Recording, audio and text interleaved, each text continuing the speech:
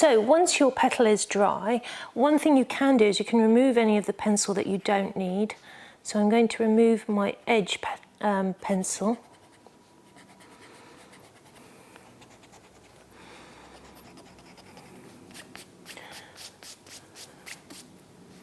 And I'm going to see if any of the pencil for the veining will lift. Oh, it does. That's quite nice to know. Probably because it was a nice light glaze. So not too disastrous. As I say, I don't think you'll notice it even if it doesn't come out. I don't think we'll notice it once we've put all of our shadows on. So I'm going to downsize now to a size 4. Mainly because I just want that control that I'm going to get with a 4. And I'm going to bring my picture down.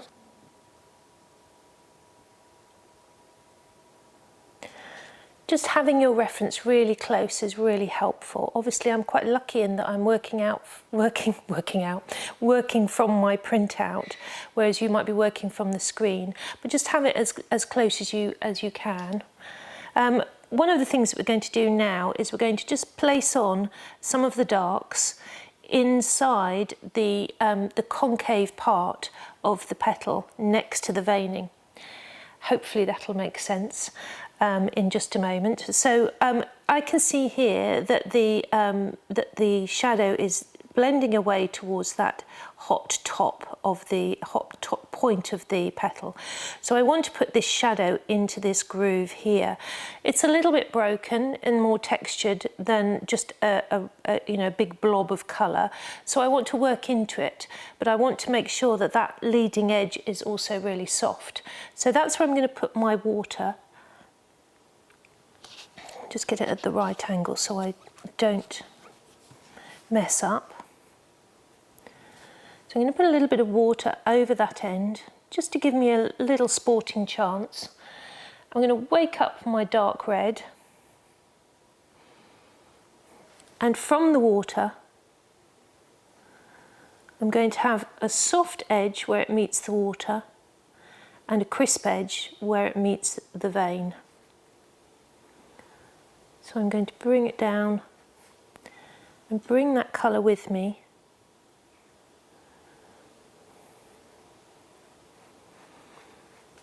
In the shape of the sort of area of shadow.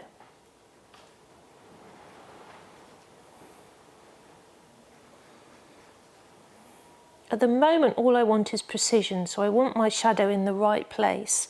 So I'm just working my way down. I'm coming a little bit short of the pencil line where the vein should be. I'm bringing the colour down, and then it sort of disappears into that little groove. Now, because I don't want it to look flat, what I'm now going to do is pick up a little bit of lemon, and I'm going to drop that in to get a little bit of texture through there, or patterning I should say. I'm also going to get a little bit of the colour, the same colour again, the dark red, and just run it through in little angles like that, just to get a little bit of that diagonal patterning. And I'm also going to get some of my red-orange and drop that in as well, because we want to have this sort of heat and depth of colour all in one go. Just tapping it in to get that as really nice and dark and as interesting as possible. A little bit more of the dark,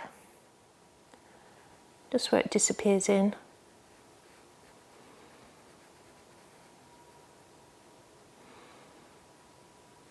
Now there's quite a lot of paint sitting there.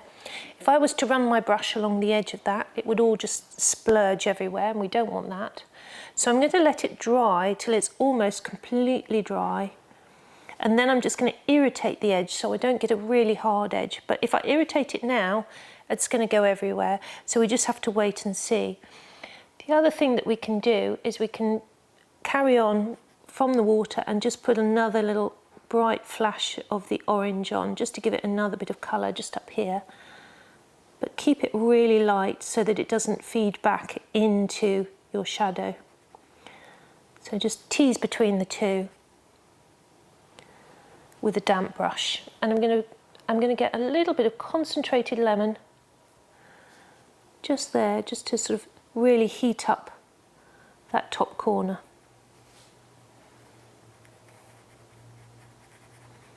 Just feathering it into that as it's drying.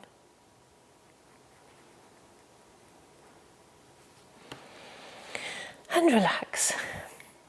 So if you can see any really definite detail through there, the other thing you can do is you can lift through as it's drying. So if there's a little spot of really bright light, you can just lift it out.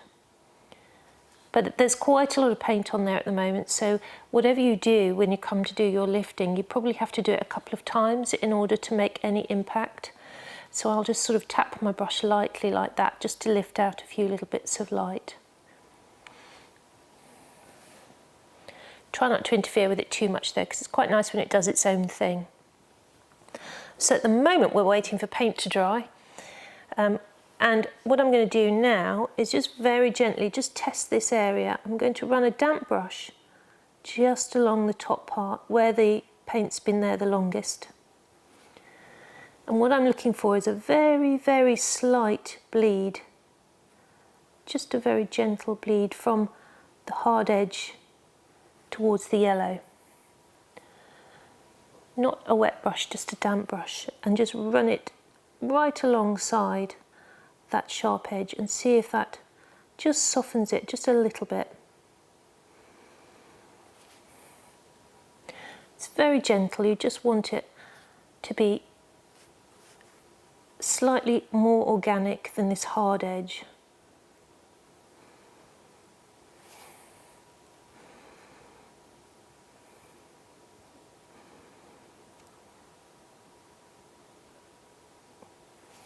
Cool.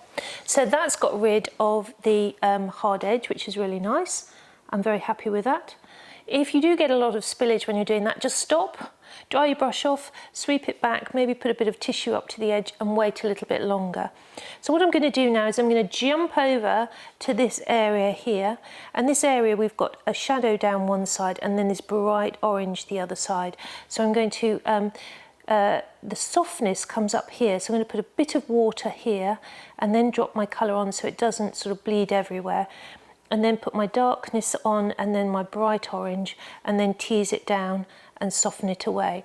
So I'll get that little section done, we'll do that to music, and then I'll come back to you to talk about the bit over here, which is a little bit more complicated.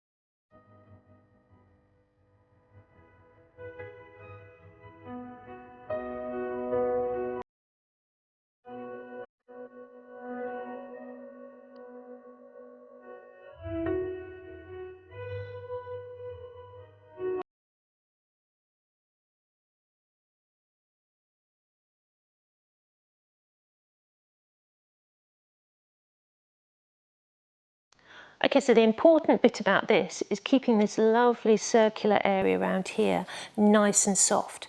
So I'm using my soft brush, damp brush, just to soften and keep a nice gentle edge onto that, because we've got to put, it's very organic on that corner and we want to keep it nice and light. So the next area that I'm going to do is up here, this lovely sort of dark disappearing edge, but it comes into lovely little streaks down here.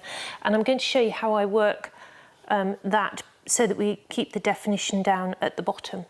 So I'm going to mix up my dark red, and I'm going to, sorry, not my dark red, my dark orange, or my rich orange. And I'm going to keep quite orangey in this area and then drop the dark in where I need it. So here I want to just run along to get a nice edge to to start with. And then I'm going to hopefully work between the veins. Like so, and then another one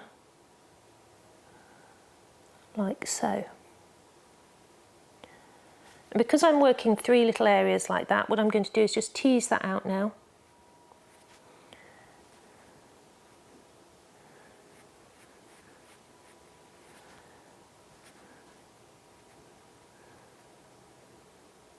Just move it up. And then I'm going to use the orange to come back because I want a nice junction here, a little bit of a fold there. So I'm going to work back towards my veins now.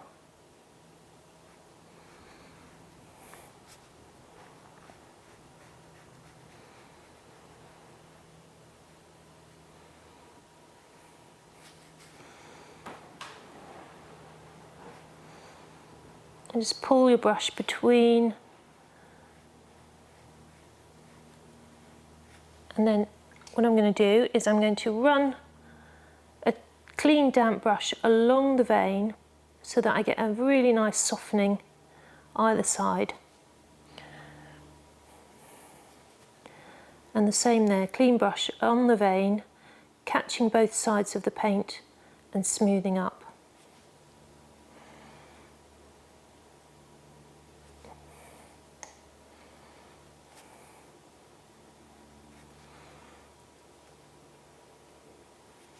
Now I'm just going to wipe now, just to get some little bits of interesting light through there,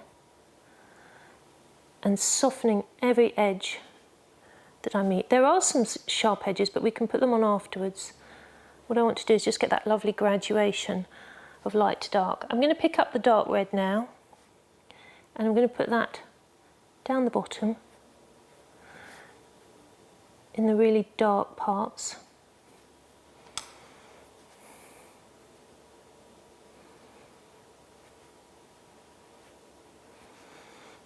And then I'm going to continue putting on the dark in a nice sort of streaky, soft way through that settling paint. To get a little bit more of the darker colour, but also to get a little bit of texture as it disappears away from me.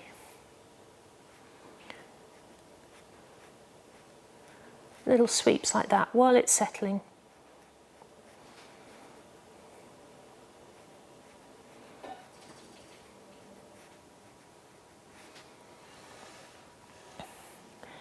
If you get nervous at any point, just stop, get your breath back, rearrange your, not rearrange, but just settle yourself.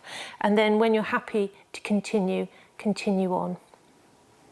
So I think I'm happy with that. I probably need to put some more yellow over this area here. It just hasn't caught enough yellow there, but I'm going to put that on afterwards. What the most important things that I'm wanting here is this lovely sort of direction, a little bit of dark, and the sort of defining between the veins down the bottom. And we can always downsize and get a little bit more precise as we move further through the painting. So the next stage to do is the same, to repeat this process that we did here in this middle section, and repeat the process that we did here on this end section. And just when you're putting your colour on here, just let your brush dance towards the lemon. Don't lose that lovely bright area of sunshine just there. Off we go.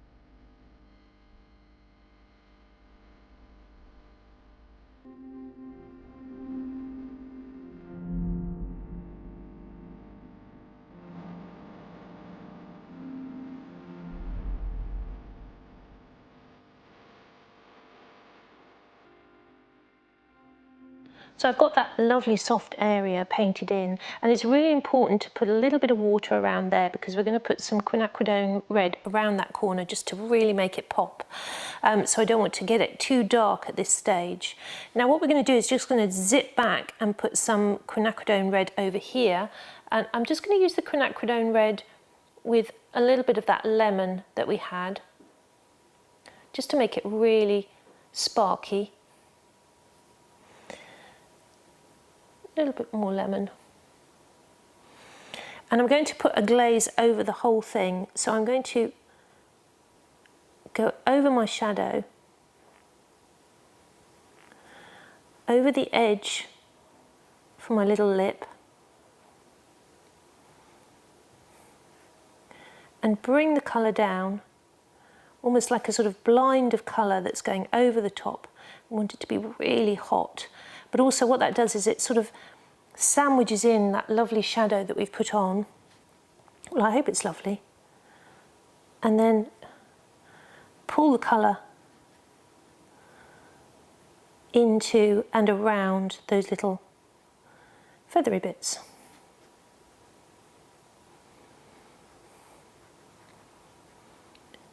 Just sit that right up. And you see, as we pull it down the page, we get a nice even coverage, which is what we're looking for.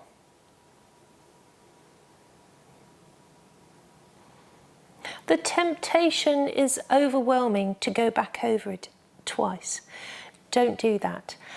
Just let it dry. When it's dry, you can repeat that process if you want to, and that will give you a much better coverage than if you go over it now. What's happened is we've put wet red paint over the top of some dark red paint, and so the dark red paint has been softened a little bit by our glaze over the top.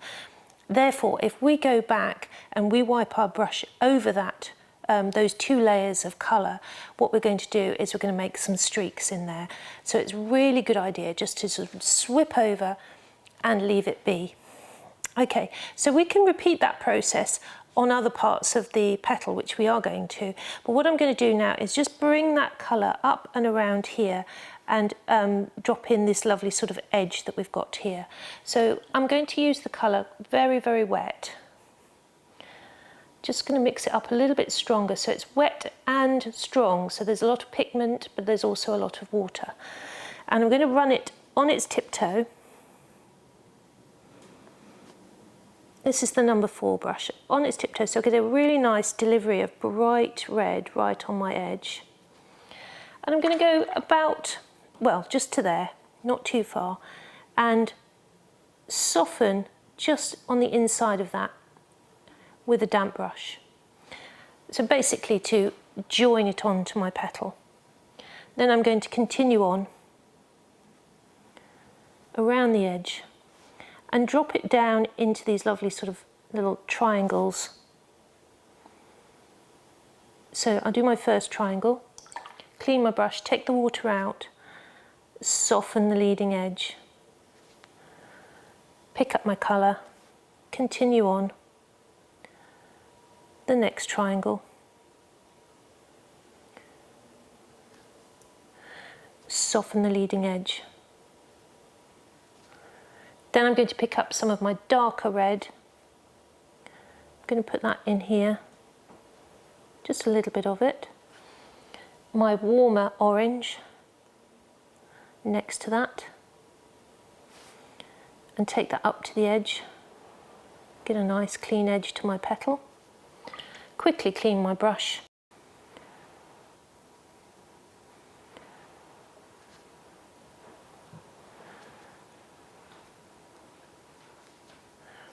Take a little moment to have a rest at that good stopping point, because it's quite nice just to sit back and enjoy watching that dry for a moment.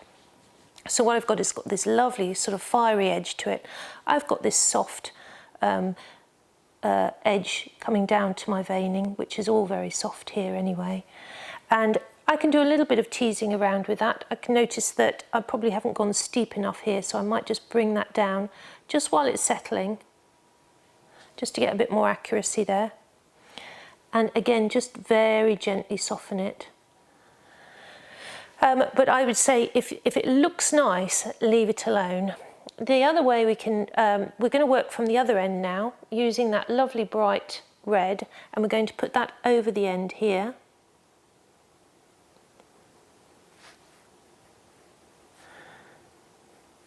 And bring it, oop, don't go over the edge, Billy. Bring it downhill with you.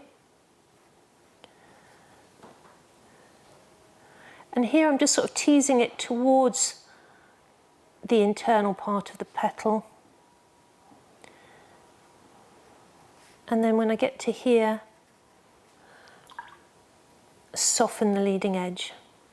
Very gentle sweeps, very gentle, just to blend that in. Now, any extra darks that we put on now will come on the next stage, so we can leave that to completely rest and dry, because the next stage for that petal is sort of bringing in a lot of detail and texture and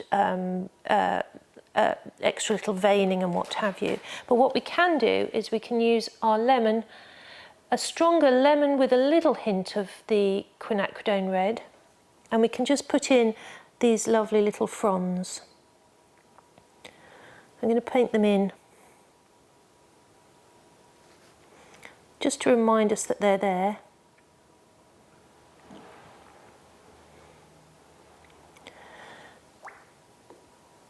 Just going to join them on with a little bit of water.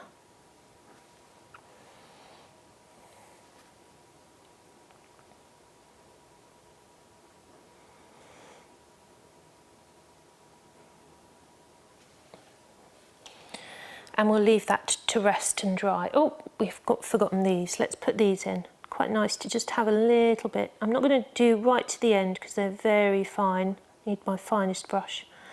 Just get the main part of it on.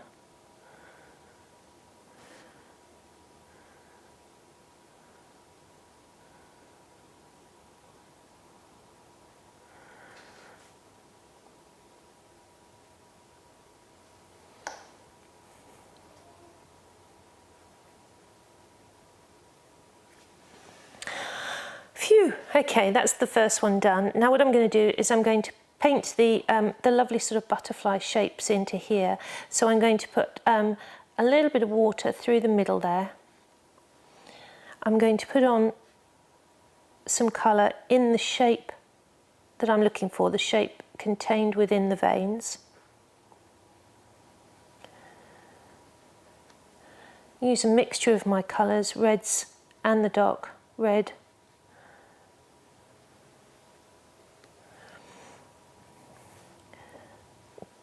Soften it into the lower part where it disappears into the base of the petal, and then very gently catch the edge so we don't have a hard edge. So that's going to be my next project to do on that petal, and we'll do every other one so that we get a nice little pattern building up there. And the other thing you can do is you can return to your spur. You can return to your spur and put on a little bit of shadow. So I'm just going to water down my dark red, and I'm going to put a little bit of extra colour just here, really lightly, and a little bit of the warm gold just between those two veins there. Bring it up very, very gently. You don't want to put too much on. A little bit of orange as well, maybe. So that's something extra you can do while you're waiting for things to dry. And a little bit of the quinacridone red as well, I think. Just a little bit in the middle there, just to bring that up a little bit.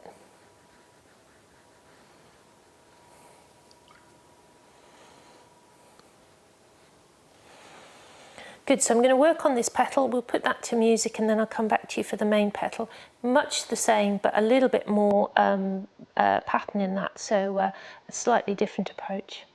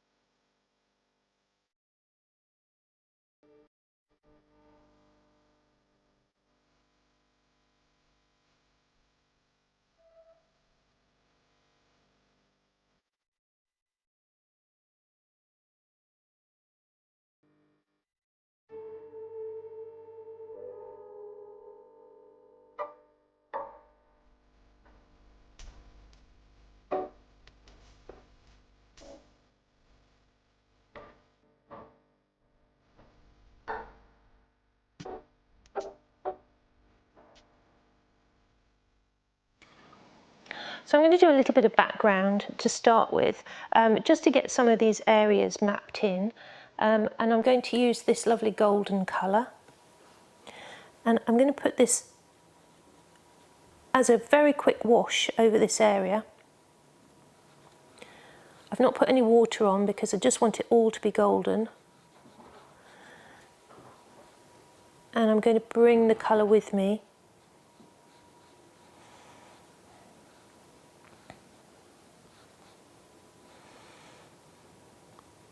And that'll give us a nice little bit of background colour that we can build over.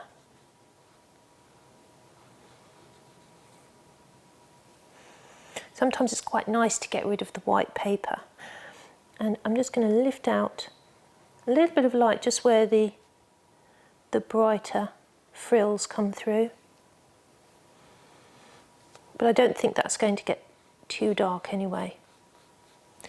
So we'll do that, and we'll do the other side as well. The other side we have to be a little bit more careful. So I'm going to use quinacridone red with a little bit of lemon. Keep it nice and bright. And I'm going to go around. There's a little tiny, I think it might be one of the anthers there, so I'm going to go around it. Just there. And I'm going to paint around the little frills. Just get my brush on its tiptoe.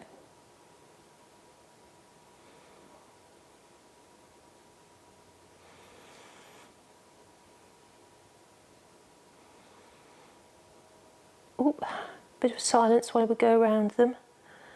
And I know it's a lot darker behind there, but I'm just going to get rid of some of the white, just so that we've got less to contend with when we get to adding the detail.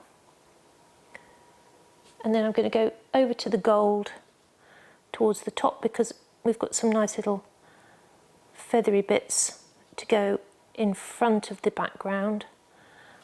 So I'm going to keep it golden and work around them once that's dry.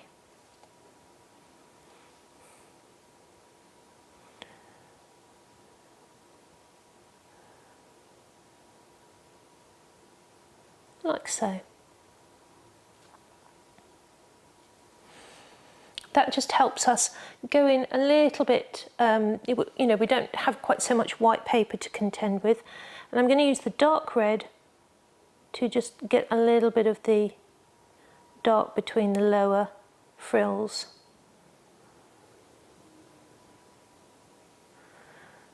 It's just to get it started.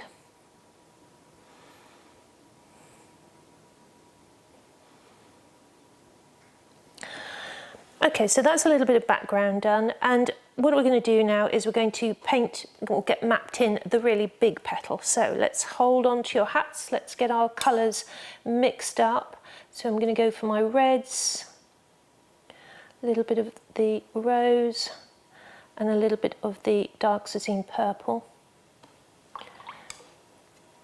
My red orange and quinacridone red. My quinacridone red and my lemon, and my yellow and quinacridone gold. Have them all ready. I'm going to put on my gold first, and we need just a tiny patch of clean lemon over here. Okay. So make sure everything else is dry. This is dry enough, that's dry enough. We've got a little gap there anyway. And put on your water glaze, with a bit of lemon in it. Put on your lovely clean water glaze. Try and go neatly around your petals that are sitting in front. You don't want to get double edges. A big petal like this, you need a lot of water. And one of the things you can add is you can add a little bit of blending medium. If you have it and you want to just have a little bit more playing time, what I tend to do is just dip my brush in it and stir it on the page. There are lots of different ways you can mix it up in a little pot of water, but I'm just adding a little bit of it to restrict the drying time, so it gives me a little bit more time for a big petal. It's worth experimenting with it, and I will do a tutorial that will, a little technique tutorial talking about it. It's on my planned things to do. So I'm just using it a little bit neat, mixing it with the water on the actual petal, and then it should reduce my drying times, or extend my drying times, I should say. Extend the drying times. Just speak some proper English here.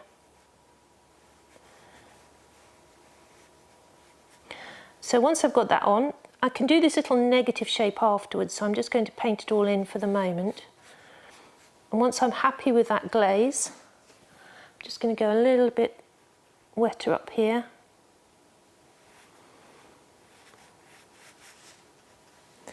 I'm going to put on my lovely warm golden colour.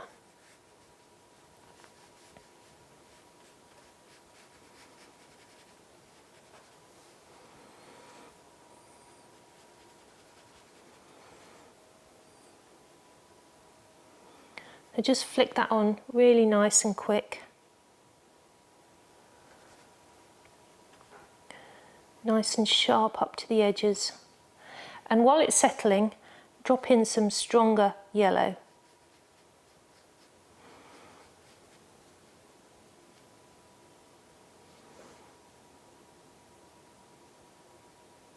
Just going to go tidy up that corner there. I'm going to pick up some lemon here and go a little bit more citrusy just at the base.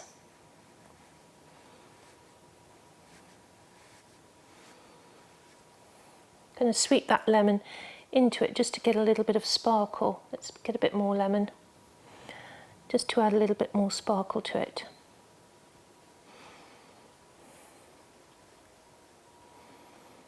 Now we're going to go slightly different on this big petal, and sort of drop the colours a little bit more painterly. So I'm going to use my quinacridone red with the lemon, and the reason I'm doing that is I want to get a little bit more of this lovely sort of pattern, mixing the two colours together as they're settling. So I'm going to sort of dance the brush around. Might just put a little bit more red in there.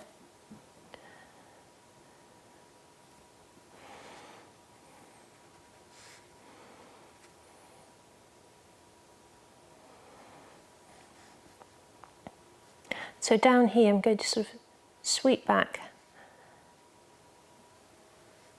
and leave little bits of the lemon in between. It's a nice quick way of getting lots of texture and pattern while it's all wet. Still keep checking that you're putting the darker colour where you need it.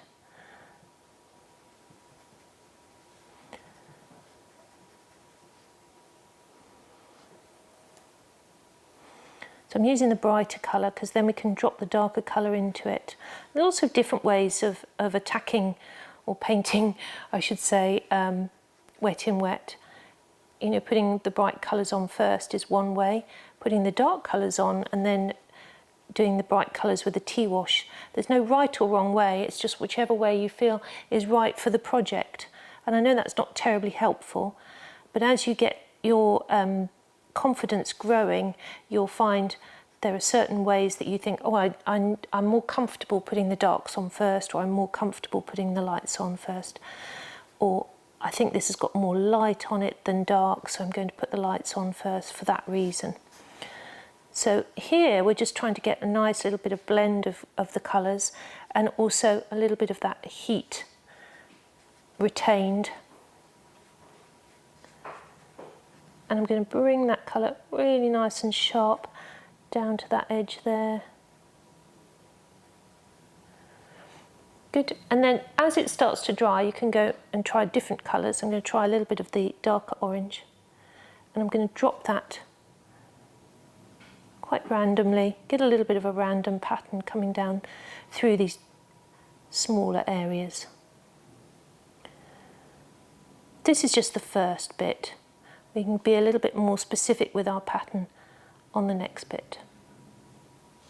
So all the time it's glistening, I've got plenty of time to drop in some colours. So I could even drop in some darks because it's still glistening. So I'm going to drop in some of my dark red up here, get a little bit of this shadow working in. A little bit more of that shadow there. You see how I'm putting it on? I'm sort of plopping it on. There's nothing really sort of pushed in. I'm letting the paint sort of find its own way, as it were.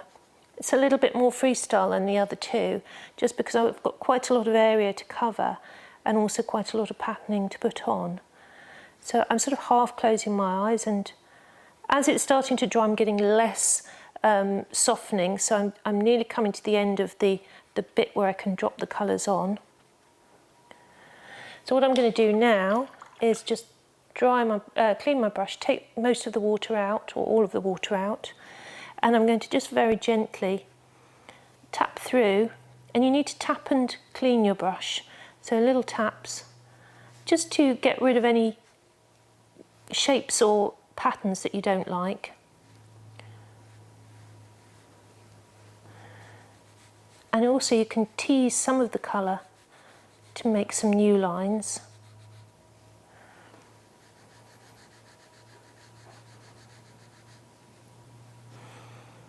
We can just chop through that while it's settling. Just get a little bit of that diagonal feel to it. Quite good fun. And this is a nice thing about a study page. It doesn't matter if you go wrong, you know, or if you feel like that stage has worked so well you don't want to interfere with it, you can leave it at that stage, and then you can practice another one and take it a stage further.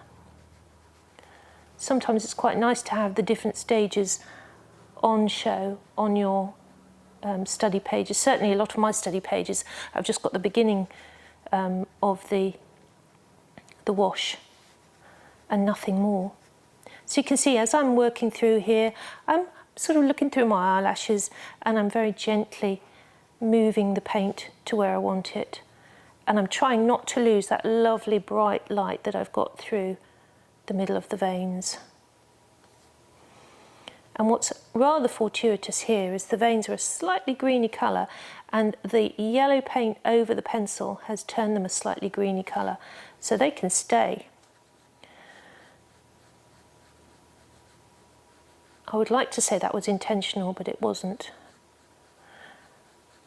But now that it's happened, it's quite fortuitous. So I'm going to grab a little bit of pink just on its own here.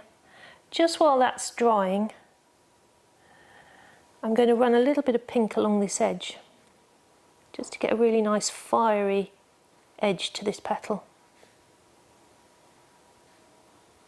It's not the most comfortable angle to work, but actually I just want to get that on while it's nice and wet.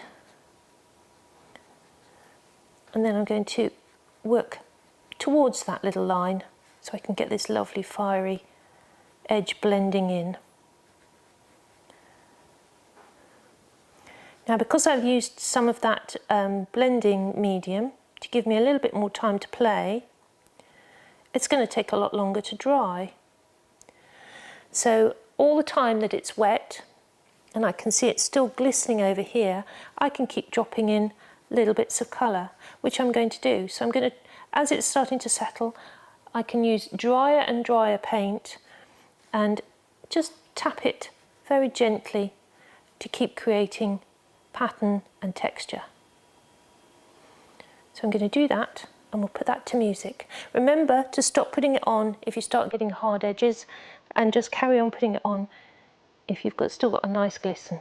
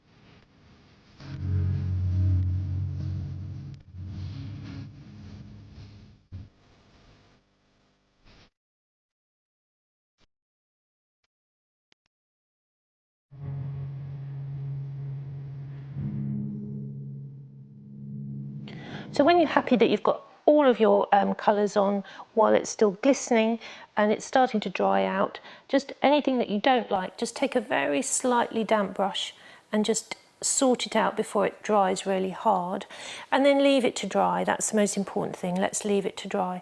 So while that's drying, let's put on our little remaining areas, and this is the base of the petal that's going round the back. So I'm going to put that on with some really nice bright orange, and because it's quite skinny, I'm going to paint it on just straight on with the orange. That's the quinacridone red with a little bit of lemon, and then I'm going to use some green to come up from the base, just a pale green. We just want to get that established and identified. A little bit of golden yellow towards the base.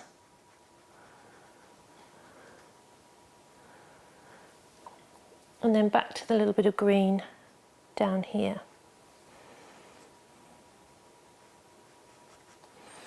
And then the other bit is more of a golden yellow, so I'm going to run that little bit of golden yellow up there.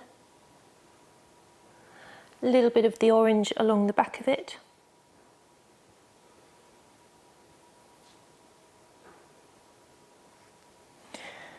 And then a little bit of the orange red. Oh, too much paint on my brush. Just get that little bit established and then we can come back to it. And leaving these little lozenge shape areas of really dark colour right until the end, because we're using so much water and paint everywhere that if we've got a really concentrated dark area, it's very easy to sort of touch that and then get dark everywhere. So leave that for as long as you dare. Let's do this area here. So I'm going to just mix up a bit more of my golden colour with the quinacridone gold and the yellow. And I'm going to put a nice glaze over this sepal. They've actually got little hairs all over them. But I'm just going to go for the main colours to start with.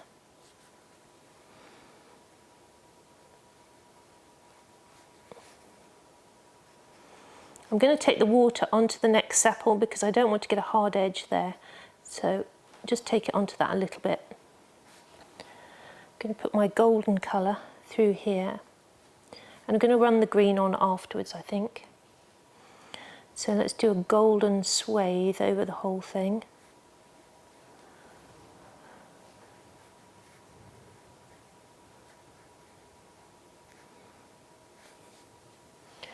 And then a very light watery colour, just the quinacridone red and the lemon just watered down for this pinkier side.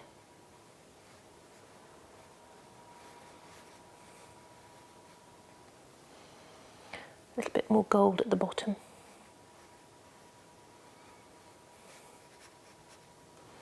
Then I'm going to pick up my red and lemon and just run through some nice warm orange.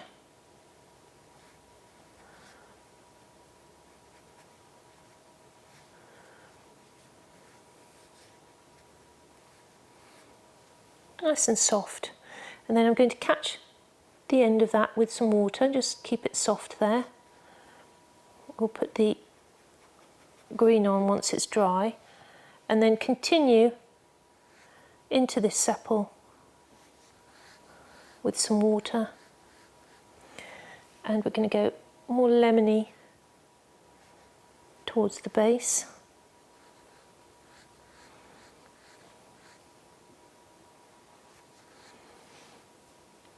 The watered down red and yellow for the middle.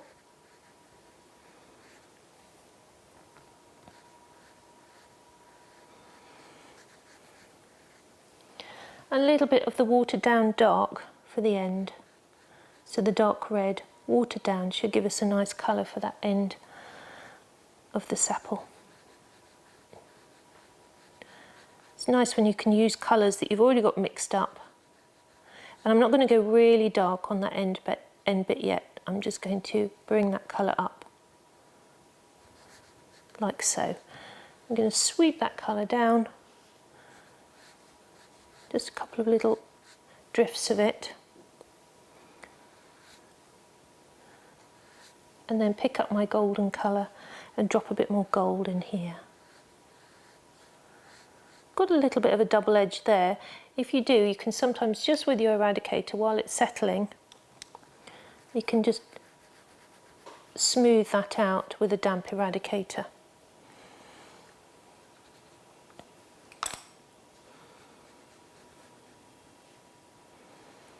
Okay, that's our sepals started without the green, but at least we've got some paint on the paper and they can settle and dry.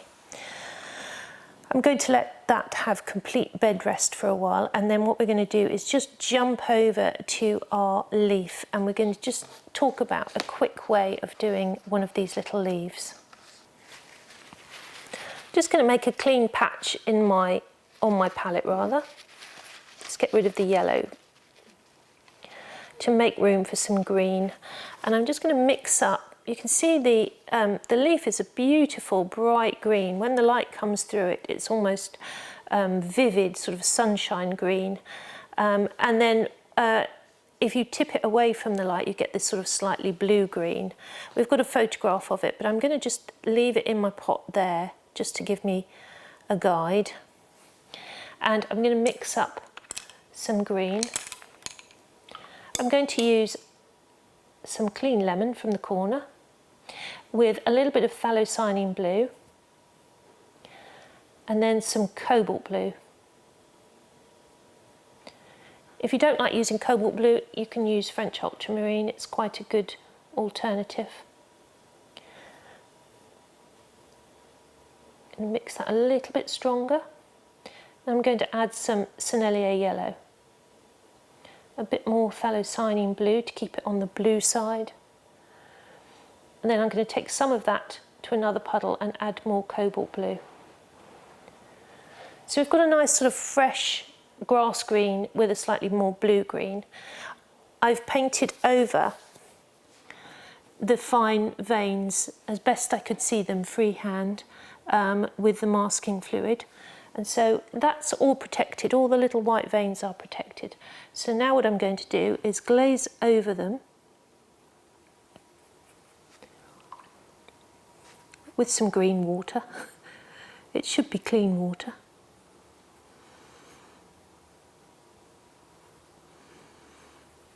At least with the green water you can see that I'm getting my edges nice and neat. Really important that you put the water over everything and that you don't have any puddles. So a nice even glaze right up to the edge, and then remove any puddles by sweeping across it like so.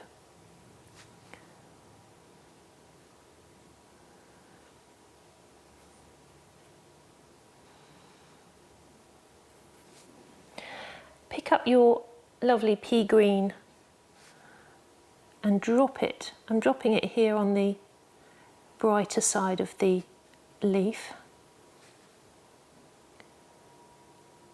Just lay it right over the top, knowing that all of our veins are protected, or all of the ones that I could see.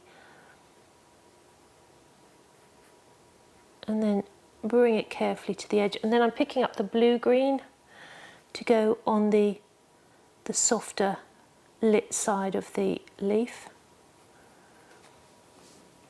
Obviously you can change your greens according to what you see. You might have a darker area. So I'm going to go bluer on this side. Just make sure I'm not getting my arm into my nasturtium.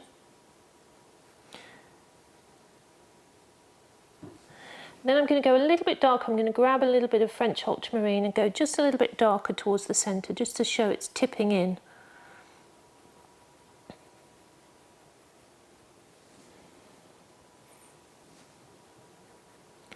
So this, rather than this being a sort of strictly identical copying tutorial, this is really just a technique to show you one of the little techniques that I've been working on for really complicated little leaves like this.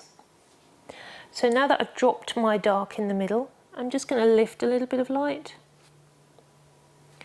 Just a little bit, just to add some light to it. I'm also going to add a little bit of lemon, just to make it a little bit prettier, to show the lights coming through. So obviously you can set your leaves up in all kinds of angles, photograph them and practice this technique for lots of different angles of this leaf or a similar leaf. And what I'm doing here is I'm just lifting out a little bit of light just to show that the leaf is curling back and the light is hitting it, and a little bit of blue has just given it a nice hue, a blue hue. While that's settling, I'm going to take some of my pea green and I'm just going to dapple it in. Dibble, dobble, dapple. Just drop in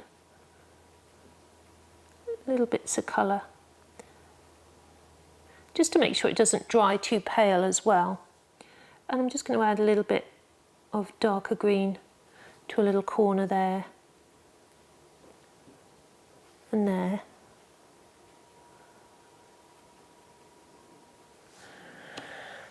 So we'll let that dry and we'll come back to that in just a little while. When it's completely dry, we should be able to remove the masking fluid and see how that has helped us create that leaf.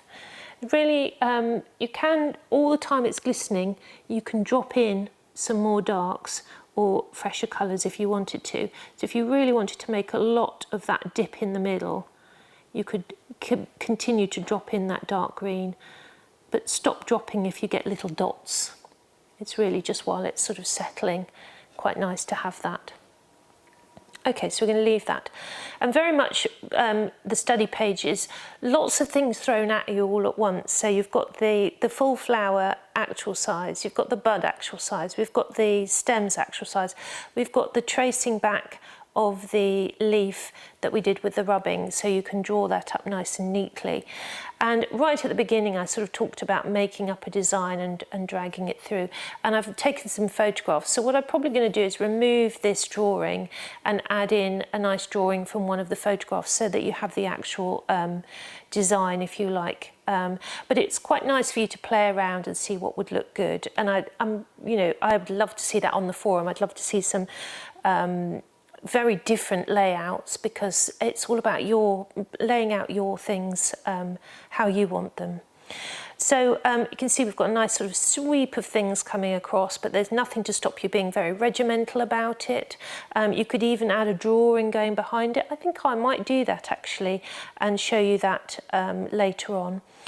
Anyway, we're going to give this some proper bed rest, as I say in my classes, because I want that to be completely dry before I show you the next stage of bringing that to completion. So lots of bed rest, make sure it's really nice and dry, ready for your next stages to add.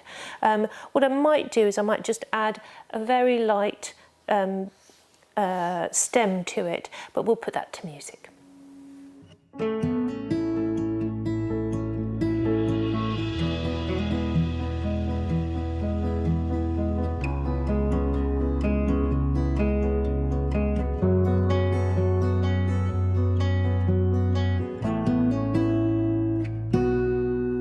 Right, I've let everything completely dry and I've just run on this lovely light green as a background for my stem.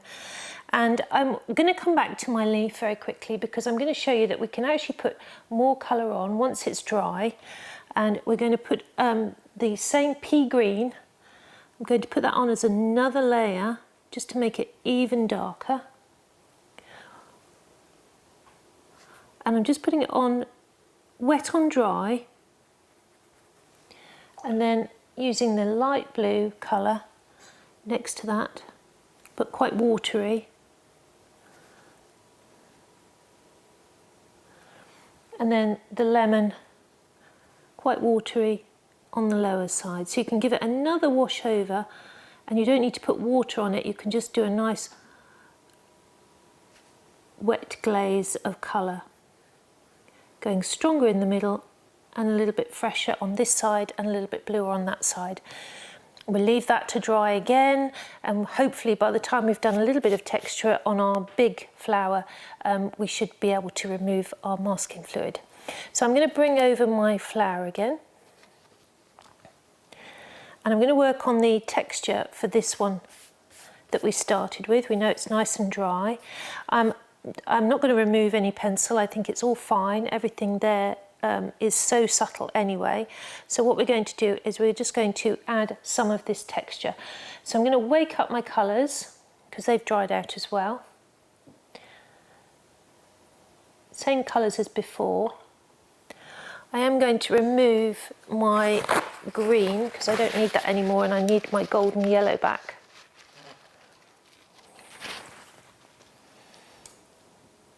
And mix the yellow and the quinacridone gold.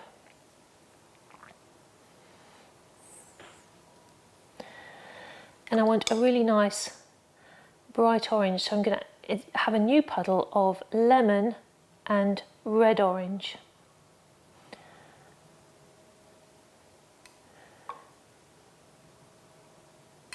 Okay, just pull my sleeve up a little bit. So we're going to use small amounts of paint and then we're going to soften. So I'm going to take a small amount of the dark red, and in here I'm going to just tap very lightly and quite quickly as well, just to get a nice little bit of texture going, and also build up the dark where I need it. And you could have another puddle as well. I tell you what would be nice would be to have some pink as well, because the pink's going to give us a little bit of the heat that we need in the darkness. Heat in the darkness sounds exciting, doesn't it? And we're just going to drag a little bit of that pink as well into that shadow, so it doesn't go too dull. And I'm looking at the direction of the texture, and I'm just wiggling that through now just to get that lovely texture coming through there.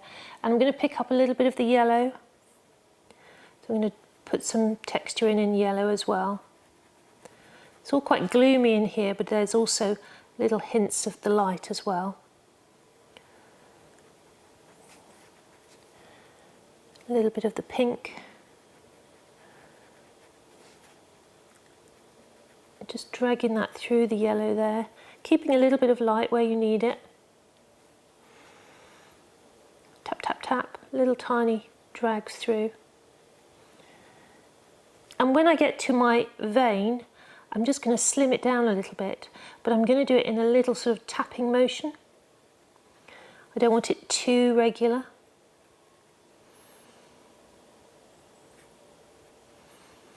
A little bit more of the dark red as we come down here, working it as well in the same direction. Tap, tap, tap.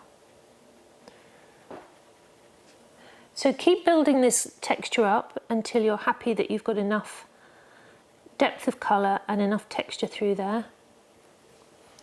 And then with a damp brush, you can just soften the edge now that it's settled.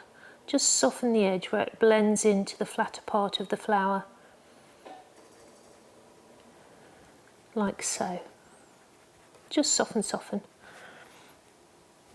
A little bit of my golden colour. I'm going to come up a little bit closer to that vein with the golden colour. And the same on this one. Just a little bit more gold over that.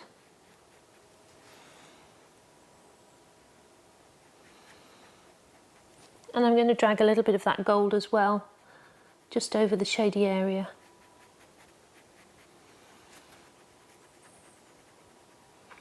And we'll leave that to dry, see how that dries, because that's quite an intense area of colour. And it might be nice as well just to drop a little bit more orange over the top, just before I leave it to dry. Just a bit more. And we'll leave that alone. So I'm going to build up my colours just like that in those areas, get a little bit more pattern coming through and a little bit more shade, and start to reduce the size of my my veins.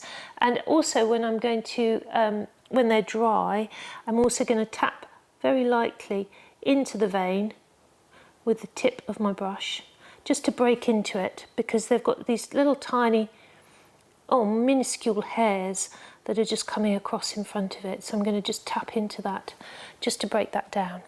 Okay, so we're going to build up that with a little texturizing, and we're going to work our way across, and we'll do this to music because there's a lot to do. So put on a nice play or a good bit of music and we'll start to build up the texture across, and then I'll come back and help you work through this bit, and then we'll do our finishing glazes.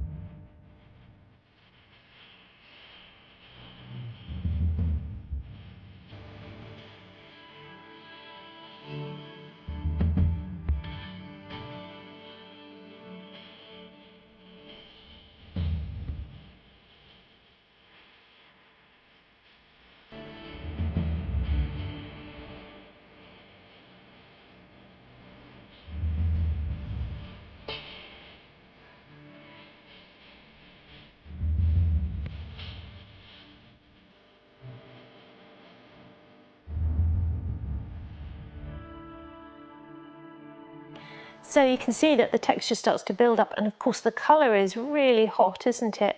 What we're going to do now is we're going to work up this texture onto the sepals. So I'm going to mix up a little bit of green, but I need a bit of space on my palette. So I'm going to just remove this corner and that little bit of green and give myself a bit of room for some green. And what we're going to do is mix up a lovely fresh green, some nice clean lemon, a little bit of phthalocyanine blue,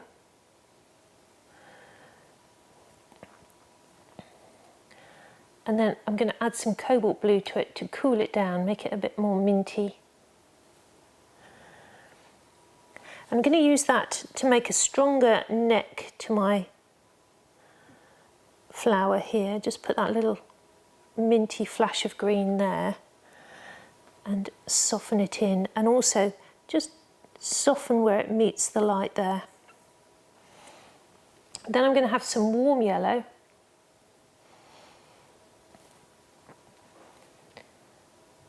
And I'm going to just slightly tap to get the sort of fluffy nature of the bottom of the sepal.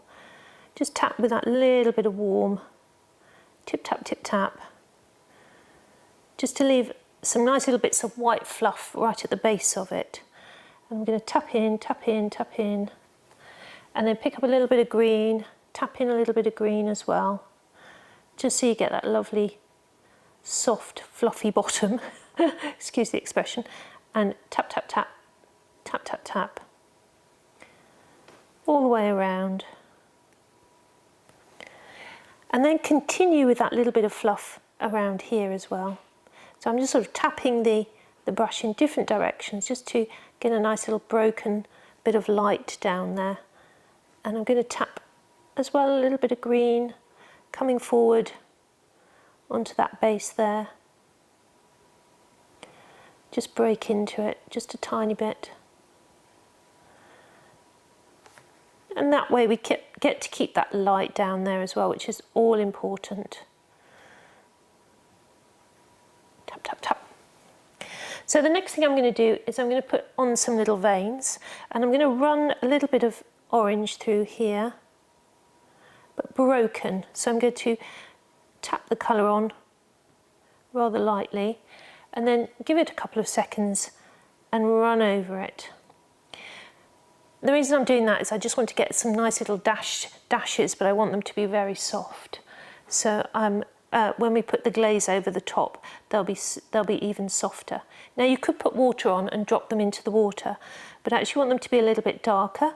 So I'm going to put them on like this and then soften over them. So there's lots of different ways of getting a broken vein, and this is one of them. So a little bit of a dashy line and then a soften over. Sounds like a dance, doesn't it? We'll do the soften over. Right, so I'm going to continue with these little lines in the orange. Get myself a little bit of a shape going on up there as well. And just here where it gets a little bit darker, I'm going to use that same sort of texturizing, dashing the brush down in little taps, just to build the colour up there, but not lose the brighter edge or the little bit of light at the top. So it's quite a nice way of dropping that on quite carefully. Use a slightly darker red where it meets the middle, and a little bit of dashing around here as well, just tiny little marks, building up that colour quite delicately so that you get a nice edge as well. I'm going to use a bit of the very dark colour up here, just bring that in nice and sharp, and there's a little bit of light right on the end that we don't want to lose, but it's quite dark. You can't necessarily get all of the dark on at the same time, so we'll just start and see how that dries, and then maybe come back and put some more on top in just a moment. So that's what we're doing there, and with the green as well we can start putting on some little bits of green texture as well. Now for this I'm going to flatten my brush out, dry it out, and I'm going to drag it very lightly. So I want to get a slightly broken look to it to get that softness. Can you see that? Just dragging it across. And actually this paper is very good for that because it's got a little bit of an extra texture. So you can get quite a nice sort of broken look to it by dragging the brush on its side like so to get that lovely texture. And you can use that same process to build up the texture around the side with the orange. So I just get a little bit of that dirty orange, building up that texture through there. Just flatten your brush on the palette like that, pick up the colour flat, tap it on the dab pad and drag it on its side so that you get that broken look. Now, as with all dry brushing, you have to put a little bit on and let it dry and then come back to it. So I'm going to leave that little bit to dry and then dry brush on this side. I suppose it could be called drag brush. Just going to pull that through there. Little bit of dry brushing down here just to get this little bit of texture through here as well. So we're really giving the indication that these sepals are quite fluffy, and that's quite nice, isn't it? Fluffy and texturized. And then we can also dry brush on lemon. So I'm going to put a little bit of lemon next to my sort of dirty yellow there, and I'm going to drag that on as well, over the top, building that colour up very gently. Once you get good at dry brushing, I like to think I am, or drag brushing, you can go quite quickly, and actually the quicker you go the better it is, because you're not sort of labouring the brush on one area. And actually you can start to build up some really pretty colours just by layering some fresher colours. So if I got some orange just on its own, that's quite nice to dry brush as well, just over the top, to just get a little bit of brightness on that corner. And start building up the darkness over here. You can build up some orange, let it dry, build up some red over the top, and just start to build up that little bit of shadowy colour there. Then for the darker green through the middle, a little bit of shadow green, I'm going to add some more, mix together some Sennelier yellow with a little bit of phthalocyanine. Oh, phthalocyanine, not cobalt. And a little bit of quinacridone gold, so it's slightly more ochre-y in colour. Dry it off, and I'm going to drag that on for that little bit of shadow in the centre. If you get a hard mark, just tap it with your fingertip, because that very often softens it. This one can't be rushed, so you've just got to do a little bit of dry brushing and then leave it to dry, and then when you come back, put on a little bit more, and gradually you'll start to build up that lovely shadow through the centre. The other thing you can do is just with the tip toe of your brush, is just run through some little bits of orange. Just there, just some tiny little taps of orange to get that little orange texture towards the top.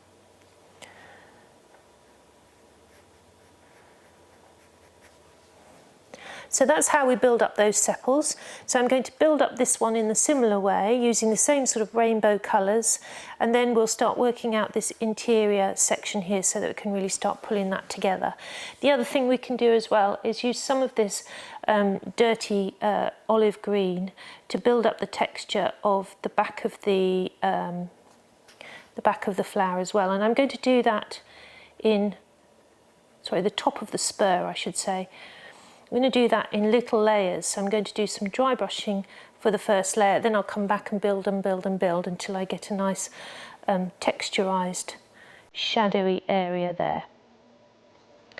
Off we go.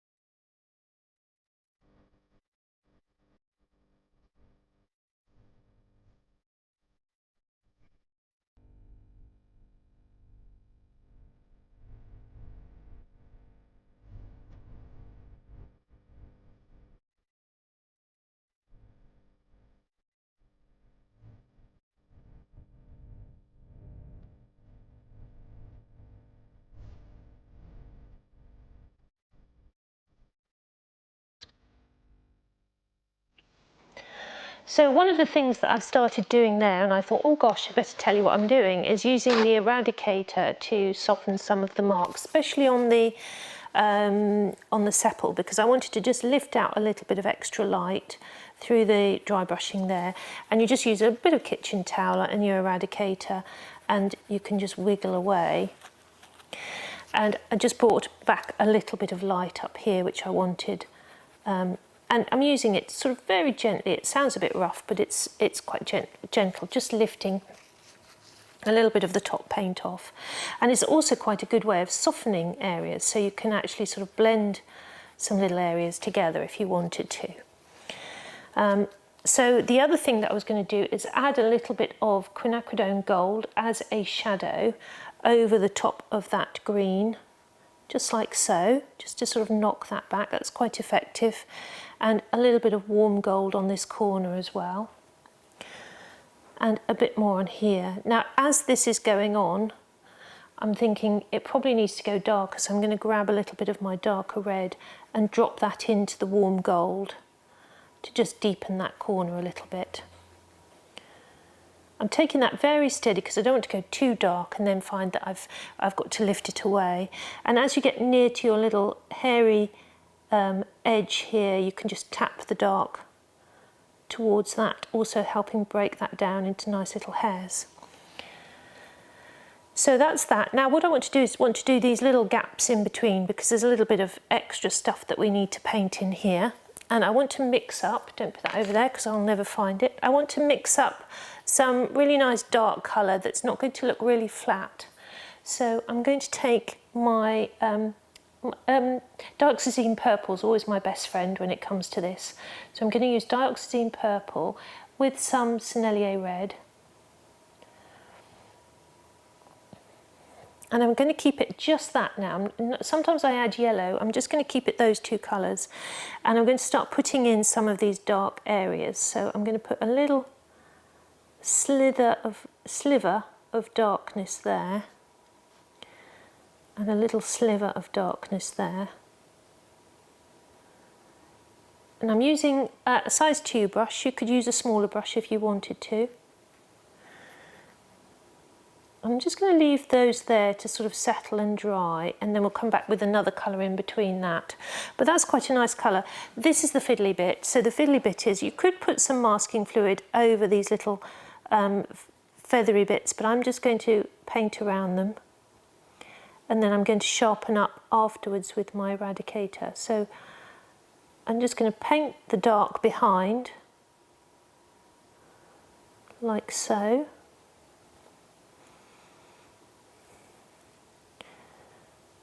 Oop, oop, oop.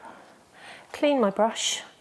And I want that to be a soft edge, so I'm just going to soften a little with a little bit of water, just soften that. Now I'm going to leave that to dry. While that's drying, I'm going to jump over and put the darks in elsewhere. So I'm going to put my little sliver of darkness through here. I'm going to take it to the little feathery bit that you can see going behind. This is quite nice, adding the dark. I always think it just sort of pulls everything together, doesn't it? And sweeping up. And I'm going to take a little bit of that darkness just to create a little bit of a dark edge to that sepal, not too much. Let's pick up a little bit more. So it's all about having the right amount of paint on your brush, because if you have too much, then you'll end up with a big blob of watery paint, and it'll be difficult to control it. So I'm just going to squeeze that away. Oop. Good. It's nice to have a little bit of contrast in there, isn't it? These little patches of dark really help. So I'm going back over here now. I'm going to put my little bits of dark in here.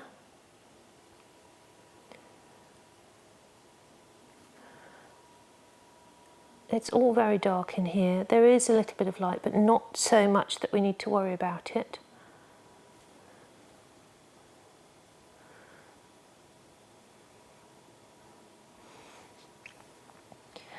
And I'm going to take a little sort of fan shape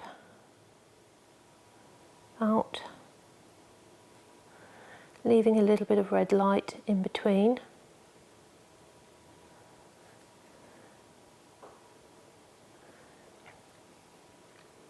A lot of this is sort of guesswork really, because the drawing's long gone, but hopefully you can just about make out the direction and the placement of those pieces. And then in between the two lines, I'm just going to go a little bit darker with the red, just to push it further behind. You need to make sure you've not drunk too much coffee when you're doing this. You don't want a wobbly hand. I'm just going to put a bit more orange there. And of course these help push the, sort of pull the petal towards us and push the other petal behind. So one more little fan of darkness. That's what we'll call it, the fan of darkness. And then we can tidy up. So a little bit wider there, and then it sort of disappears. So what I'm going to do is from that, I'm going to mix up my nice quinacridone red, and I'm going to put a little quinacridone red glaze to about there, because we've got some other little feathery bits coming across, and then sweep back.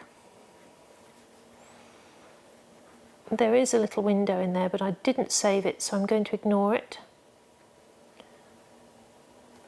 Then I'm going to use the red to define in between these little feathery bits up here. So we've got one coming up, and there's a little twist we can see there.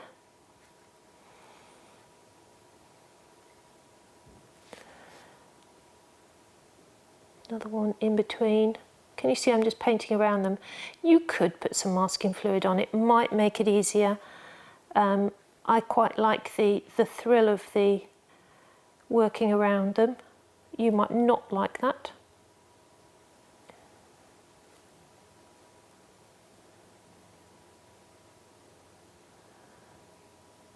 And we can come back with a tinier brush and really start to pull those into some kind of better description there. So I'm going to drag on a little bit more of my red down there while I've got it on my brush. I'm going to drag on a little bit stronger red down here just while I've got it on my brush, and then swip over and drag on a little bit more green just here. Okay, so now what we're going to do is we're going to do the same over here. Work really slowly, marking out the areas just gently with your brush. If you see an area that needs to be just a really nice clean colour, like this lovely flash of yellow here, then just put it on really nice and clean to start with, and then work your little negative spaces around it, changing your colours accordingly. There is a little flash of really bright yellow feathery section there, which I might just paint in bright yellow, and then we can work around it when we put the background on to make it dry.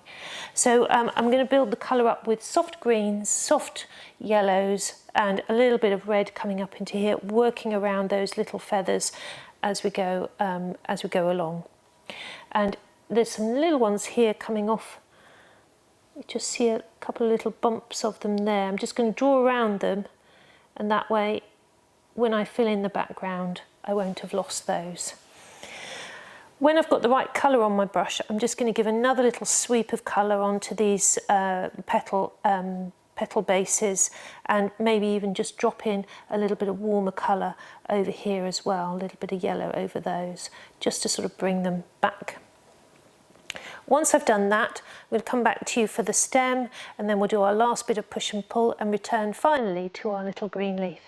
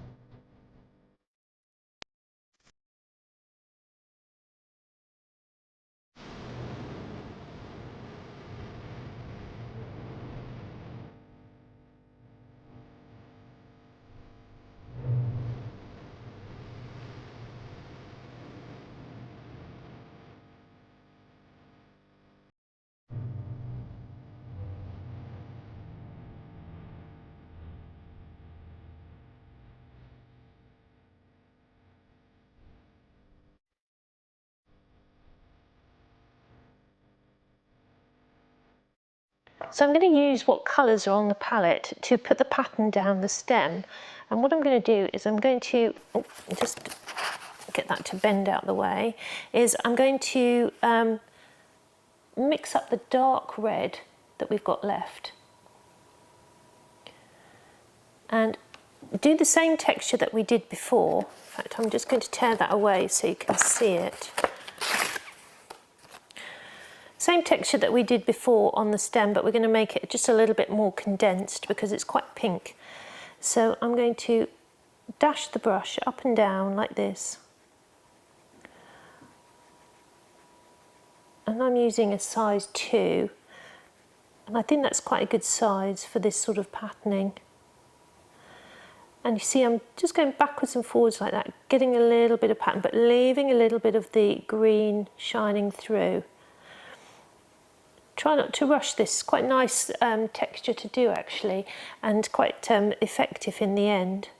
So I'm just going to wiggle and dash, almost like we're doing sort of automatic writing, like sort of almost like a little way of writing, little squiggles, backwards and forwards, leaving that little pattern of bright light in between. So I'm going to do that all the way down the stem and then just fade it away to nothing. And as I say, on my my photograph that I've given you, I've chopped the stem off. I want you to keep the stem nice and slim. Don't go widening it because otherwise it just looks a bit weird. And then once I've gone all the way down the stem with that texture, just go really soft towards the top because it starts to break down and become really light as it gets near the neck of the flower. And I'm going to use a little bit of a stronger line to go along the edge and a slightly stronger line along the top as well. Just to get a really nice sharp edge to our huge nasturtium. Then I'm going to water that down so it's hardly any colour in it at all, and just soften that along the top just to get a little bit of shadow on that. And on the bottom I'm going to use a little bit of watered down green and just go a little bit greener on the underside. We do that all the way along the length of that. It's quite nice, and just sort of fade it away to nothing at the end. I'm using my green again to sort of just sweep over, dashing over that to get a little bit of darkness. And then I'm going to, I'll probably repeat that another couple of times to get that really dark, but I'm going to use that green as well, mixed with a little bit of gold, just to put a bit more shadow on this spur and a bit richer colour. And I'm just going to creep that round there underneath and fill in that little gap there, and then just soften where the green meets the gold. So I didn't put on any extra colours here, which I'm going to just sweep it on now because we're going to do some washes to bring up the intensity of the colour. So here I'm going to use just a little bit of the quinacridone red, through there. A little bit of the dirty green towards the bottom. And now what I'm going to do is move over to my big brush again. So I'm going to find my number 6, and we're going to do some really big washes over the top of the petals to sort of just pull them together. Oh, before I do that, oh no, I'm going to do that at the end. Sorry, I'm just making decisions there in the middle of my conversation with you. So I'm going to mix up some quinacridone red just on its own. And I'm going to do a little sort of very quick glaze over to basically brighten but also soften some of the areas. Just give it another glaze of colour. It just sort of pulls everything together and makes it feel more united. And while that's settling in, you can just tap it. If there's an area that you think looks a bit strong, you can just tap it and sort of help it smudge. That's the official word, smudge. And we're going to put another little glaze over this one as well, being careful not to get those little feathers.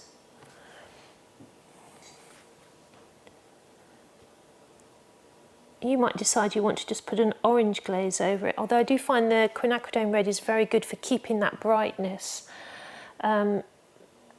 But it depends how you've built up your colours. If you've gone too yellow, you might feel like you want to put some orange onto it. So I'm going to put this across the top of this one as well. And what I normally do, once I've let everything dry, is I'll go around being really fussy with my edges, because sometimes when you're putting on a big wash like this, you can sometimes go over the edge, or maybe if you're busy thinking about other things, you're not thinking about your edge. So it's quite nice to just go back and check it all over. I mean, if it's a study page, it's not the end of the world if your edges aren't perfect, but it's quite nice to practice your edges on a study page as well. So just here, I'm going to go a little bit bolder with the red, drop on a much stronger glaze. So I guess this is sort of a bit like a tea wash. And actually, just looking at that there, I'm going to use my eradicator very quickly just to put that little corner on. I've just missed that little sharp corner. So I'm just going to eradicate and put a little point just there. Just rounded off my petal too much there. And wherever you put your glaze on, make sure you don't leave a hard edge. So we're not putting the tea wash over the whole thing. I'm just putting it towards the edge to get that really nice deep shade. Feeling almost like you're under the umbrella of fire. And then this one down in the corner, very much I want to sort of pull that down under a glaze of quinacridone red. Just the whole end piece is much warmer. And that just softens all of that work that we've been doing, making it look much prettier.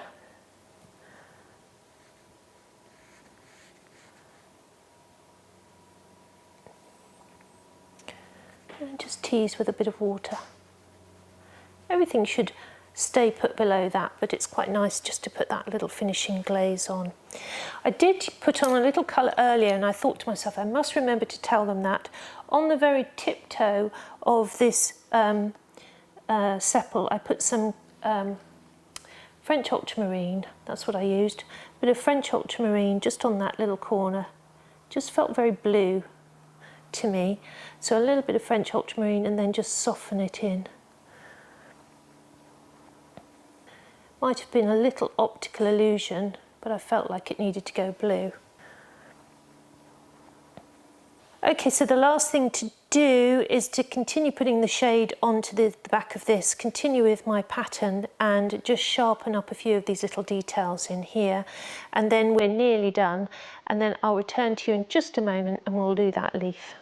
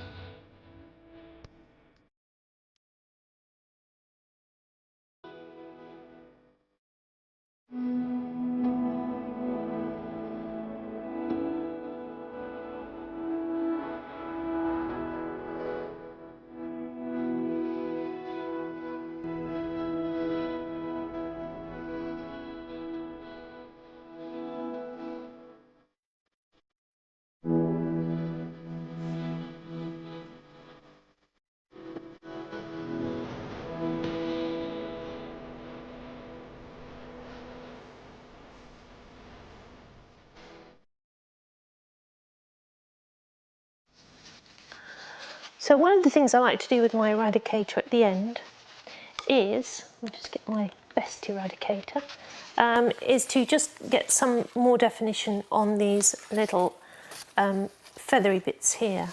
So I'm just going to run the eradicator through and just get a really nice point on them. A little bit of water on your brush and chisel it like so. And then a little dab with the kitchen towel and you'll see they come out nice and bright.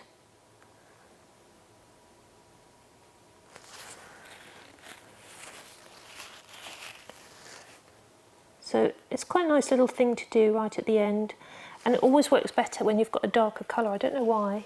I suppose that there's more colour sitting on top and less sort of set into the paper. But it's always a nice feeling when they come out really nice and bright. I don't think I've quite got the positions right, but I don't think it really matters too much. Once you've done 2 or 3, just clean your brush so you get rid of the paint that you've picked up. And that's led me very nicely into that little corner that I haven't painted, which needs to go into a little bit of green. So I'm just going to map that in very quickly. A little bit of dirty green there. And just paint that little monkey in.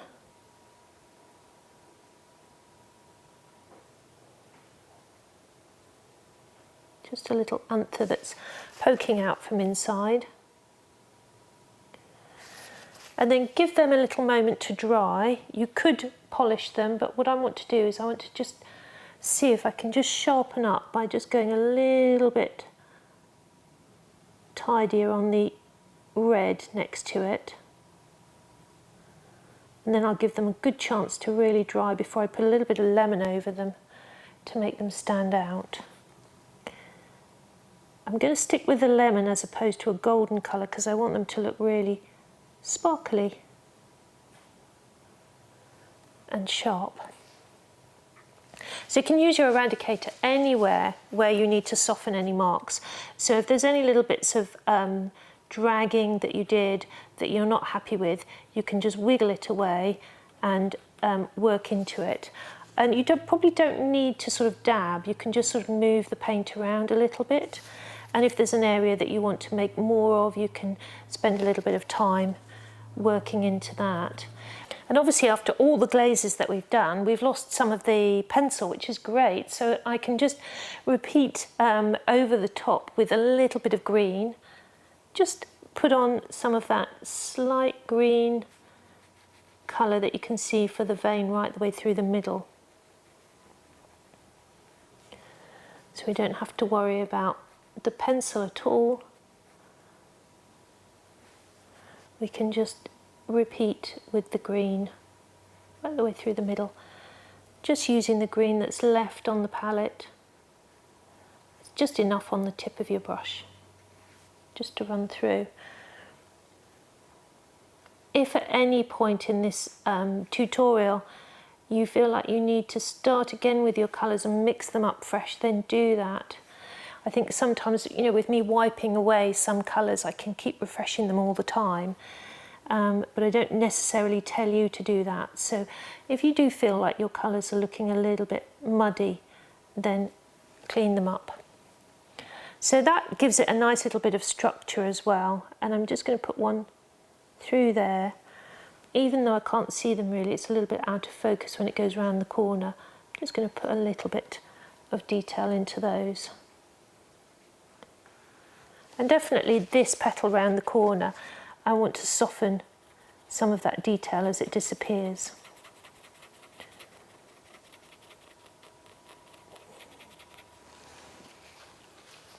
The other thing that we're going to do, which is going to be our last little fiddly bits, is to start wiggling away some light on these sepals. And I'm not worried about creating a little bit of texture here because they're very fluffy. So I want to try and express the fluffy nature through using the eradicator. And then what we can do is take a little bit of greeny grey, and just very lightly from the edge, just pull out a few fine little hairs along the back of those sepals. Just using my number 2, I'm going to lose that little edge there, sweep in towards the sepal like so, and then pull out just some tiny weeny little hairs, just the bare little hairs. I was thinking, just as I was finishing this, it's almost too nice for a study page. We could have done half of this and just done the rest in line or whatever. But you know, it's a bit of a big project to put on a study page. So if you wanted to do this and turn it into a painting, then of course you could. You've got all the information you need, all of my little tips to create a study on its own. It doesn't have to be a study page. It can be part of an orange painting. You could maybe paint several. You can maybe just do this one flower as a study on its own. It's up to you what you do with it. Just remember, it's not for sale. And if you are going to show it, remember to mention where you learnt about it. Just a little plug there. So at the end of the flower, all that's left to do is just a little bit of shading in here, a bit more shading in there. But we don't have to slavishly copy the photograph. We can just leave it bright there. I think that's quite nice. And the other thing we need to do is just drop in some nice dark red in there to get rid of that white. And also we can use a little bit of that dark red, again, just on the tiptoe of the brush, and we can put some of these little teeny weeny hairs that are just creeping around here as well. Just tap back towards the flower, using the last tip of your brush to create those little hairs. And we can add a little bit of dark twisty ends to these little feathery bits as well. A little bit of definition there. Just a little straighter back along there. You could be fiddling for a long time here. There's lots of stuff that you can keep perfecting and making good.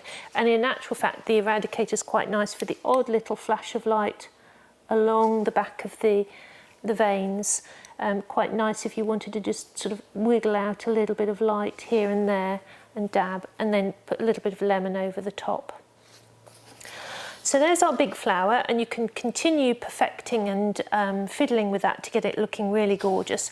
Let's finish up by looking at our little green leaf and see how that's dried. I'm going to use a little bit of blue tack to lift off the veining.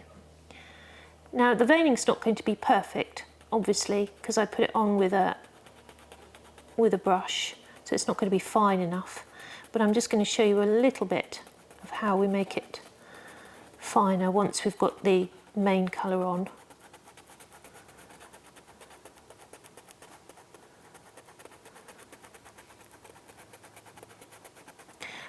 Another important thing to mention with masking fluid is you shouldn't leave it on the paper for very long, probably a couple of days at the most. Something happens to it, it sort of starts to change in the atmosphere and goes sticky, and then you could find that it doesn't actually come off at all. And we've all been caught out by it because there's never anything on the bottle that says anything about don't leave it on your paper for more than a couple of days. So it's almost like a sort of something that you have to tell people if you're using it, because it's one of those things that catches people out. So it looks a little bit Halloween like that. So the next thing we have to do is we can go to our number 1 brush. I've got a little bit of green in my green cup here, or my green dish. I'm just going to mix up a little bit of quick green. So you can mix your green again. I'm just going for my cup green plus a little bit of lemon. And what I'm going to do is very gently, where's my leaf gone? There he is, he's hiding from me. So what I'm going to do is I'm going to deepen the shadow to one side of the main vein, because it's slightly raised. You want to just make a little bit of a shadow there, and a little shadow to the right of this one. And then as you get to the end of it, towards the outer edge, start to shave a little bit of width off the vein. So you're putting the shadow to one side, but also you're going to slim down, jump over the major side lateral veins, because you want them to be connected to the main veins. And as you get to the edge, trim it down so it's really nice and skinny. So work your way around. Here I've got the light coming from the left hand side, so I'm going to work around making sure that the shadow falls on the right side, literally.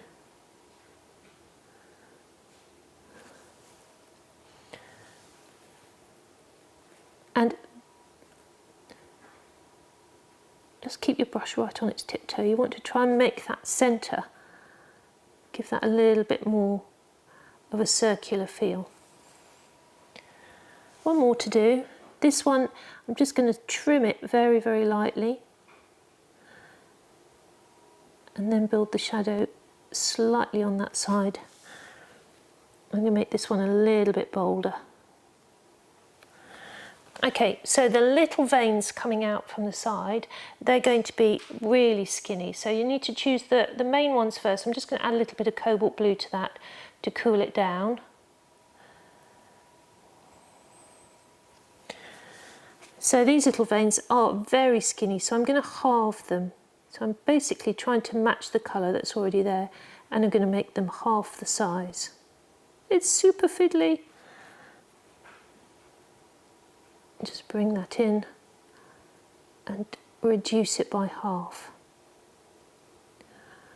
Again, this is something where you don't really want to have had a scare or too much coffee. If I just do this section, I'll show you how it goes. You don't need to watch all of this. So on here I can see a few of the major veins, so I'm just going to reduce the size of them. And I'm going to try and keep the shadow to the side. If I do need a shadow on it, I'm going to keep it to the side that I can see the shadow. And if there isn't a shadow, just going to reduce the size of them. Very important that you try and match the same green, although you don't have to be exactly right, because we're going to put a little wash over it when it's completely dry. So here they get really skinny, so I'm going to reduce the size of that. Because if you have a way of putting on the veins with the masking fluid that's really good, do share it with us on the forum. I'd like to know.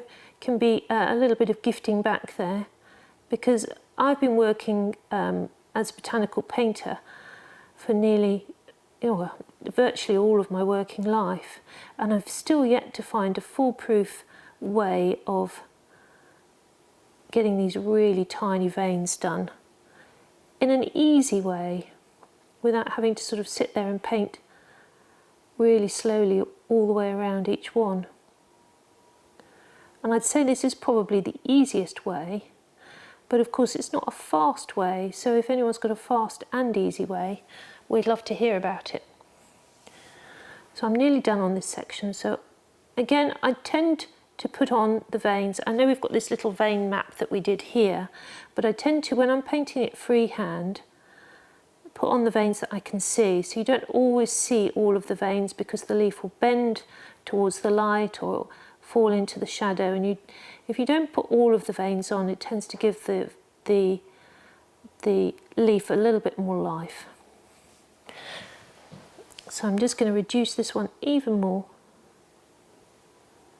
So what I'm trying not to do is cut them off from their lateral veins. So these big spidery legs coming out of here, they are attached to all the other veins, and there'll be a nice little junction where they meet one another, so it's important not to cut them off.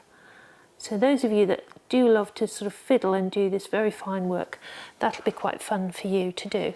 And you can see on this one here, it's starting to look a little bit more subtle. So what I want to do now is just take a very light watery green. Normally what I do before I start putting my little glaze on is I will give the area that I'm going to glaze just a little polish with the polishing stone. And because I'm going to put a glaze over it, you can polish straight onto the paper. So I can really give that a good little push down. And what that does is help push the paint that I've just put on there, help push it into the paper so it shouldn't lift away. And then I'm going to use my tea wash, so a very watery green. And I'm just going to, first of all, just put it towards the shadier side, over the top of that. Barely touching, because it's so easy to dislodge everything. And once you put it on, stop, don't put in any more. And then I'm going to grab some cobalt blue on its own. I need a little clean space. Let's make some clean palette for the blue. A very pale cobalt blue. Very watery. And that will go over the area that's nearest the light.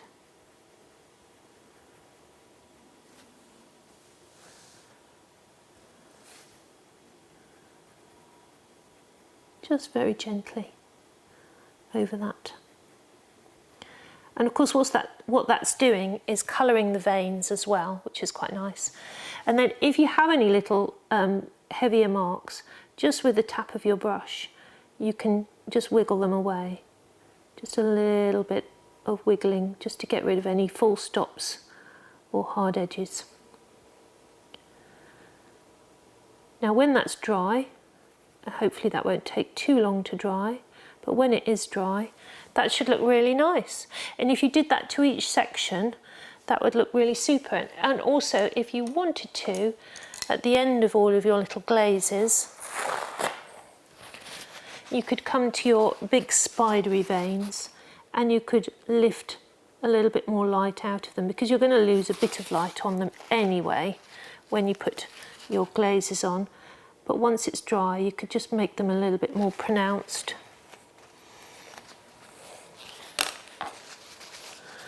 Then once you've retrieved a little bit of light on those, you can polish back.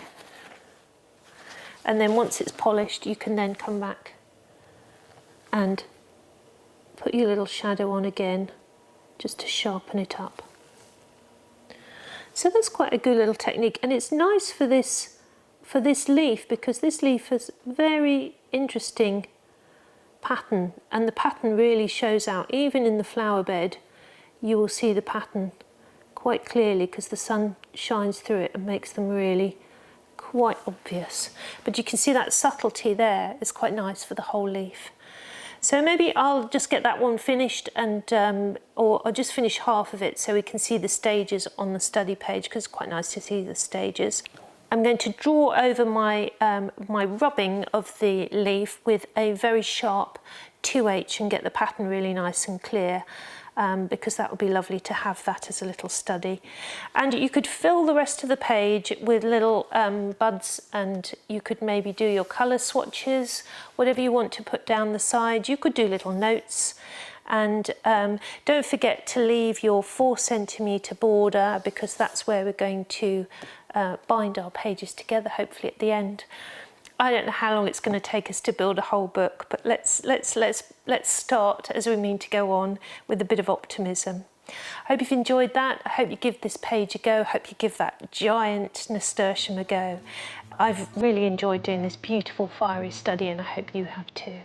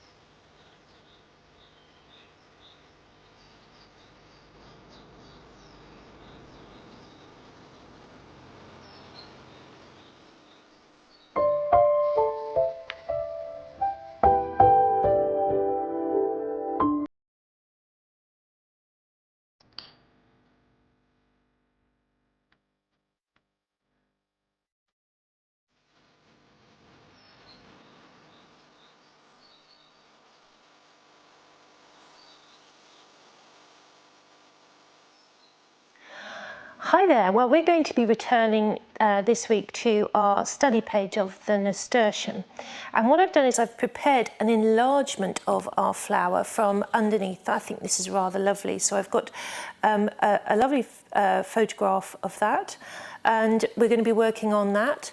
And the other thing that we're going to be doing is one of the leaves. And one of the things that I've prepared already is I've drawn up the veins, not all of them, just the ones I could see at that particular angle. And I've painted over them with masking fluid. So I've used the liquid Talens masking fluid, and I've used my fine liner. And one of the things I just want to talk to you about with that is to, when you're putting it on, is to